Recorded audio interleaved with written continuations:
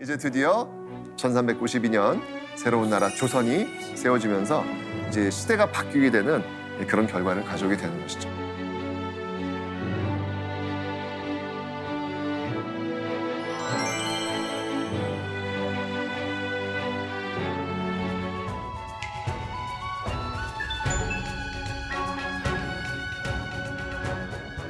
고려에서 조선이 된 만큼 음식도 변화가 엄청 많았을 것 같은데 과연 눈물 젖은 밥상은 뭘까요? 눈물 젖은 눈물이었을까?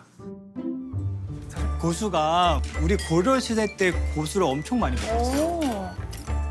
이성계의 고향 함경도식과 그리고 주로 지냈던 개성, 함경도식과 개성식을 섞어서 좀 특별하게 만들어 보았습니다. 기록에 보면은 고수 무침 무쳤단 말이 나와서 같이 준비했습니다. 이야, 우선 밥을 제일 먼저 드시길 바래요. 야. 이거는 토종쌀로 준비했어요. 그러니까 우리나라에 복원한 토종쌀이 몇 가지가 있어서 109가지의 토종쌀을 섞어가지고 만든 쌀입니다. 드셔보십시오. 너무 잘 먹겠습니다. 감사합니다. 네, 맛있게 드세요. 먹겠습니다. 아, 제가 아빠를 닮았나 봐요. 너무 좋아요. 근데 또 여기에 또 아버지의 뭐가 있는 건 아니죠? 아버지 육수로 성게 육수. 아버지의 뭐- 성게 육수. 네. 네, 혹시 이 밥에 고깃국이란 말 들어보셨어요? 이 밥에 고깃국이요? 이 밥에 고깃국.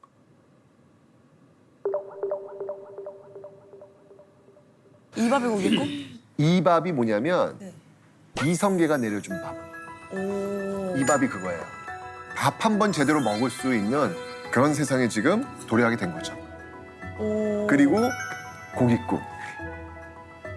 사실은 이제 고려시대 같은 경우에는 불교 국가예요. 불교 국가에서는 살생을 금지하기 때문에 고기를 많이 이렇게 먹질 않아요.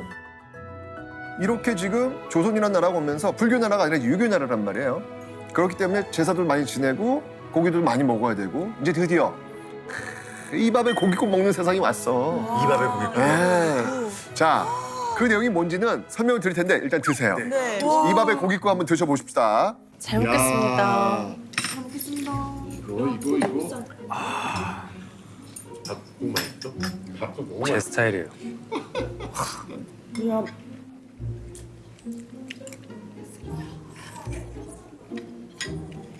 이렇게 맑은 순댓국을 먹어본 적이 없거든요.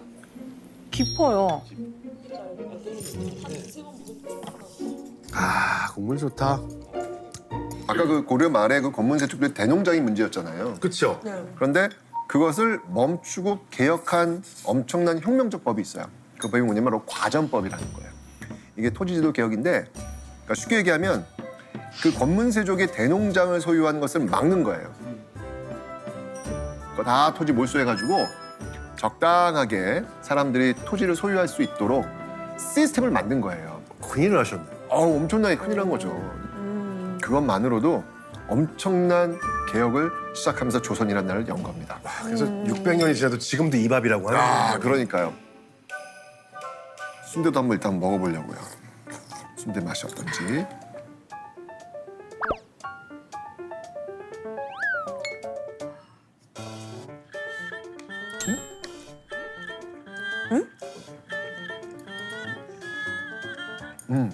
어머, 우리가 알고 있는 순대와는 전혀 달라요.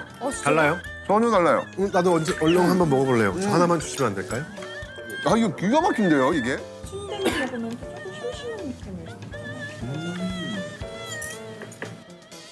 야, 이렇게 맛있다고? 이것만 먹으면 좀 그럴 수 있죠. 이 선지피랑 찹쌀과 고수가 너무 잘 어울리거든요. 그죠? 토도독 터지는 맛이. 이 순대는 진짜 명물이죠. 그래서 절창이라는 이름이 붙었던 거예요. 절세미녀 할 때 절자와 창. 정말 맛있는 창이란 뜻이죠. 절창. 이름이 절창이었어요. 절창이라고 부르기도 했고요. 순대란 말은 1800년대 시의전서 거기에 처음 나왔다고 합니다. 1800년도에? 그때 처음으로 순대란 말을 썼고 다른 말들이 있었는데 이성계 고향이 어디예요? 함경도 동북면 함흥 쪽이니까 그쪽 음식들을 많이 먹었을 거 아니에요? 그래서 실제로 궁에 들어와서도 그리워해서 순대를 좀 올려라 해서 드셨다는 기록이 있습니다. 야, 생각보다 다들 역사가 오래됐구나, 음식들이. 과거엔 더 육향이 강했다고 해요. 아, 좋아요.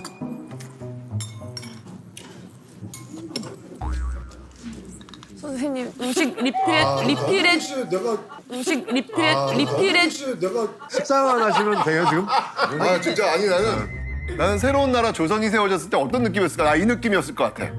못 먹던 사람들이 모처럼 한번 먹었잖아. 지금 결국에는 조선이 돼서 이렇게 먹을 수 있었던 거니까 백성들이 행복했을 것 같아요 결국에. 감사합니다. 아버지가 큰일 하셨네. 근데 어쩌면 새로운 나라가 세워졌을 때 뭐 사람들이 바뀌었나 봐. 근데 밥상에 이 밥하고 고깃국이 나왔어. 왜 좋은 거야 그냥. 뭐 많이 필요해. 응? 와. 자, 이성계가 이제 왕이 됐습니다. 자, 어쨌건 그 이성계를 왕으로 만드는 킹메이커 1등 공신은 누군가요? 정도전. 네, 정도전이죠. 그래서 개국공신 1등으로 봉해집니다. 뭐 당연히 그래야 되겠죠, 그죠? 그리고 이제 이성계나 정도전한테 그 아킬레스건이 뭘까요? 정통성? 아, 정통성. 일단은 지금 이게 군사를 일으켜가지고 쿠데타를 잡은 그걸 정권이니까요. 했잖아요. 그럼 이제 우리가 선택한 것은 이건 청명이었다. 아하. 이거를 써야 될 거 아니에요. 나라가 망해서 어쩔 수 없었다. 그렇죠. 그래서 만든 책이 고려사라는 책이에요. 정도전이 그 작업도 해요. 그리고 조선 설계한 사람이 정도전이잖아요.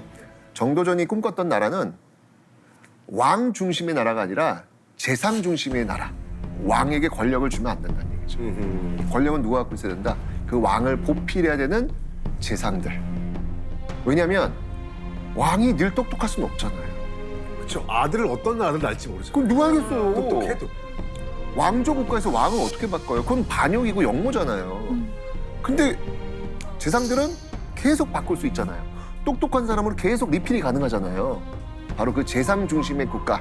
이게 바로 정도전이 꿈꾸었던 조선입니다. 똑똑하다.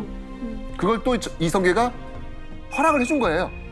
네, 너 한번 해보고 싶은 거야? 쿨하다. 아, 너 한번 해보고 싶은 거야.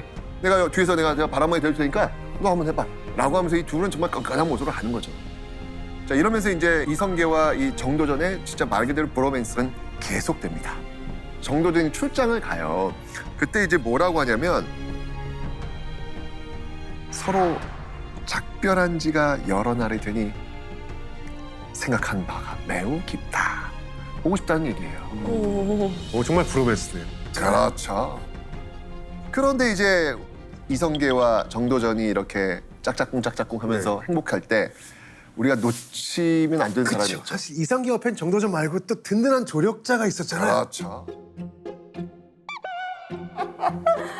아들 이방원은 어떻게 됐을 것 같아요, 이란 씨? 그리고 사랑했던 아들이니까. 맞아요. 아이, 그래요. 제일 사랑했던 아들. 과거 시험도 붙은 아들.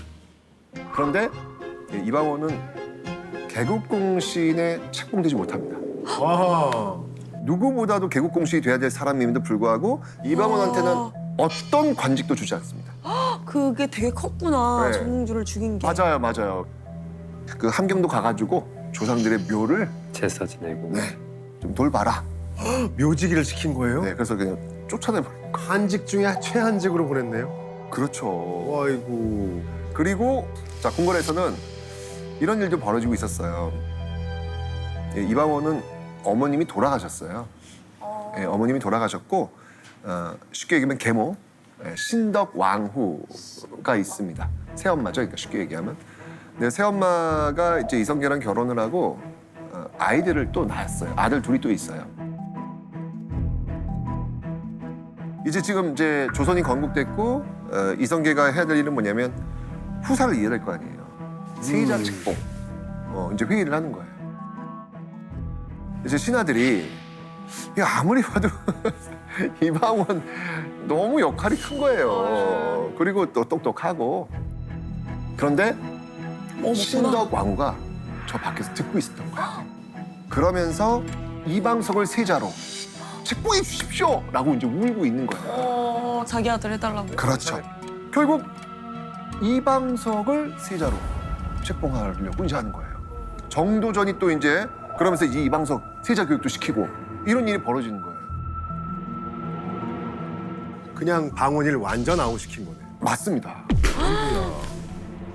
이때 이방원의 심정은 어땠을까요?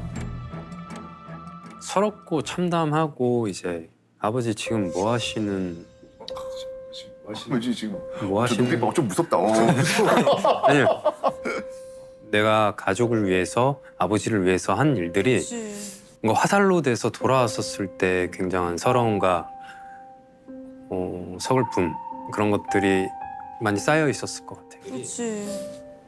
그렇게 되면서 이방원은 이제 조선 개국 후에 6년이 넘도록 정계 퇴출 상태였어요. 그러니까 얼마나 서러웠겠어요. 그죠? 자, 이런 그 과정 속에서 이방원에게 결정타를 매기는 사건이 하나 터집니다. 정도전이 꿈꿨던 재상 중심의 정치. 내가 직접 너 어떤 왕이 돼야 되라고 지금 계속 가르치고 있잖아요. 이게 플랜대로 되고 있는데 이런 어떤 완벽한 지금 시스템을 깰 것 같은 불안감이 자꾸 드는 거예요.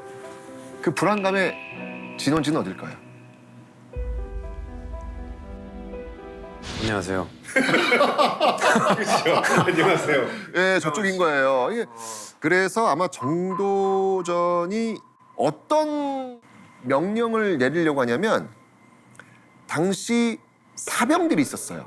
사병은 이제 개인이 소유하고 있는 군인들이에요. 이방원도 사병이 있었고 그런데 개인이 소유하고 있는 군인들을 모두 국가로 귀속시키는 오호. 이러면서 이 사병 협파를 내세우게 되는 겁니다. 그런데 중요한 건 뭐냐면 이방원은 팔다리가 다 잘려나가요. 그렇죠. 어찌 보면 정도전의 칼은 이방원을 향하고 있는 뭐 어떡합니까? 국가에서 명을 내렸는데 어떻게 하셨나요? 사병. 반납했습니다. 네, 내놔야죠. 자, 정말 진짜 코너에 몰리셨습니다. 어떤 결정을 내리셨습니까? 활약을 또 하나? 왕자의 날.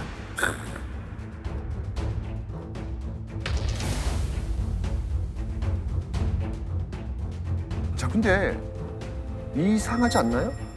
왕자의 난을 일으켰으면 군대도 필요하고 사병, 무기. 사병 무기 이런 게 필요하잖아요. 반납 안 했구나. 반납? 제가 몰래 숨겨놨었습니다. 이거 얼마나 무서워요. 한양으로 옮겨올 때 혹시 몰라 만들어 놓은 공간입니다. 준비했던 무기 이런 것들을 지금 제공하면서 왕자의 난을 일으킨 거예요.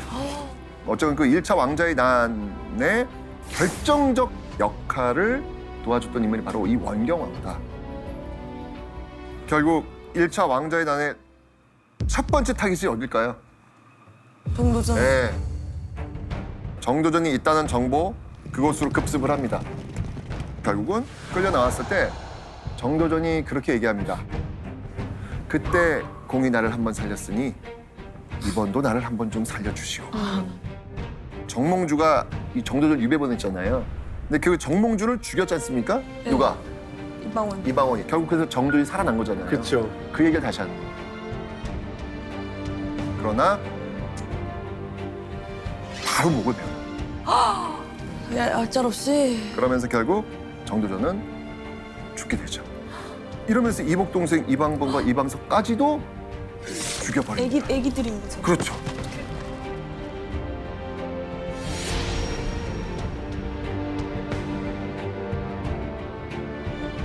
그때 그 소식을 들은 이성계는 거의 실신하려고 합니다. 그때 이성계가 뭐라고 했냐면 목에 늘 무엇이 걸려있는 듯하다. 목에.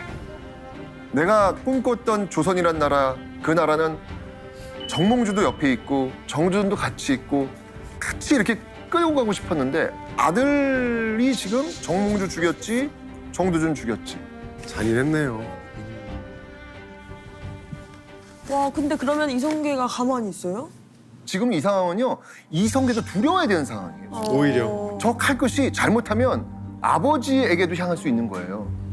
근데 문제는 뭐냐면 여기서 끝나지 않는다는 거예요. 1차가 붙었다는 얘기는 2차가 있다는 얘기. 또 있다는 있다는 얘기잖아요. 얘기죠. 예, 이렇게 되면서 이제 일단 기본적으로 지금 세자 자리가 비었잖아요. 네. 죽였으니까 지금 세자를 죽였으니까. 그렇죠. 예, 그러니까 그 자리를 누가 있냐면 이제 현재 살아있는 형들 중에서 제일 큰 형, 예, 방과. 이방과. 방과. 이방과가 그 세자 자리에 올라가게 됩니다. 네. 명목상으로 그럼 올린 건가요? 이방원이? 제일 형이니까. 네. 근데 만약에 여기서 내가 할래 라고 하면 이거는 서열도 이거 명분이 없는 거예요. 항상 정치인 명분이에요. 아버지를 닮았네 이런 것도. 네. 아버지의 뒤를 잘 봤던 것 같아. 과거도 혼자 붙었으니 머리가 얼마나 좋겠어요. 그렇죠. 그렇게 되면서 결국 아버지는 쉽게 얘기하면 정계 은퇴 선언을 합니다. 그래, 네 마음대로 해라 라고 그냥 상왕으로 이제 물러나고 둘째 형이 이제 왕으로 즉위하게 되는 거예요. 그게 이대왕 정종이 되는 겁니다. 정종. 정종. 네, 이대왕, 조선의 이대왕 정종이 되는 거예요. 정종. 근데 이렇게 그림 보니까 지금 정종이 지금 이방원한테 지금 왕위를 물려줄 그림들이 그려지고 있는 거예요. 그러니까 이게 5째거든요. 그 넷째, 이방간. 이방간이 이건 아니지. 내가 너보다 서열이 윈데 라고 해서 난을 일으켜요. 내가 왕을 하겠다 라고 하면서 이제 난을 일으킨 거예요. 자, 이러면서 이제 그 칼날이 이제 이방원을 향합니다. 또 죽여야겠네요. 아니요. 안 죽여보기는? 아까 그 이방번하고 이방석 그 세자들 있잖아요. 거기는 이복 형제잖아요. 이봉이니까 예. 여기는 친형? 그러니까 어떻게든 뭐 죽일 수 있었지만 이거 지금 친형이잖아요. 그쵸. 그럼 어떻게 해야 돼? 그러니까 이때 이제 주저하게 되는 거죠. 여기 게다가 1차 왕조의 난까지인데 또 해? 이게 참 부담스러운 거예요. 굉장히 고민을 해요. 그때 원경화가 갑옷을 입혀줍니다. 오. 대의를 위해 나서셔야지요. 근데 얼마나 무섭고 얼마나 무서웠었겠어요. 해안도 있었겠지만 살기 위함이었을 것 같아요. 예, 저희가 선수를 치지 않으면 형이 지금 선수 쳐서 군을 몰고 이끌고 저희를 이제 헤아려 오는 상황이었기 때문에 이러고 있을 때가 아니다. 우리가 살아야 한다라는 마음에서 좀 등을 떠밀지 않았을까. 훨씬 이성적이고 냉철했던. 그렇죠. 네. 그래서 결국 이제 이방원이 나간 거예요. 나가서 이제 형하고 싸웁니다. 싸우는데 그런데 충격적인 소식이 들려요. 말이 혼자 집으로 와요. 에? 죽었다. 죽은 거죠. 진짜요? 진짜로? 말이 그냥 혼자 왔으니까 죽은 거지 뭐. 그때 이 원경왕후가 참 대단한 게 나도 싸움터에 나가 남편과 함께 죽겠다 라고 말하면서 이제 감옥이 집으로 나가려고 해요. 진짜 이제 나갔어. 시녀들이 말린 거죠. 아니 자초지종 좀 알아보시고 나가시죠 라고 했는데 이제 소식이 와가지고 남편이 이겼다는 소식을 알게 되는 거죠. 그러니까 제가 보기엔 이성계가 왕이 될 때 정도전이 있었다면 이방원이 조선의 3번째 왕이 되는 큰 배경엔 원경왕후가 있었는데. 그러게요. 공이 컸네. 드디어 조선의 3대 왕 태종으로 1400년 등극합니다. 감사합니다. 고생했어요. 자연스럽게 이제 드디어 이제 원경왕후로 되시는 거예요. 얼마나 네. 고생이 많았어요. 이때 이게 선의했다는 얘기를 들었을 때 이성계가 뭐라 하는 줄 아세요? 그래 니다 해라. 하라고도 할 수 없고 하지 말라고도 할 수 없다. 이제 이미 선의하였으니 다시 무슨 말을 하겠는가. 사실은 다 표현하지 못했을 뿐이지 굉장한 아쉬움이 있는 것 같아요. 모든 거에 인생에 대한 희망이 들었을 것 같아요. 아니 1392년에 자신이 나라를 세웠는데 지금 8년 만에 자기 3번째 왕이 되고 3번째 왕이 나왔고 자기 아들이 이렇게 다 죽이고 왕이 되었거든요. 기가 막혔을 거예요. 내가 이 일 왜 했지? 내가 왜 이렇게 나라를 세운 거지? 결국 원위치가 됐잖아. 내가 뭐 한 거지? 이런 생각 들었을 것 같아요. 정말 많은 일이 일었지만 말로가 그렇게 아름답다고 얘기할 수 없는 것 같아요. 다시 한번 권력이란 무엇인지 또 인생이란 무엇인지 생각해보게 되는 그런 왕이라고 생각합니다.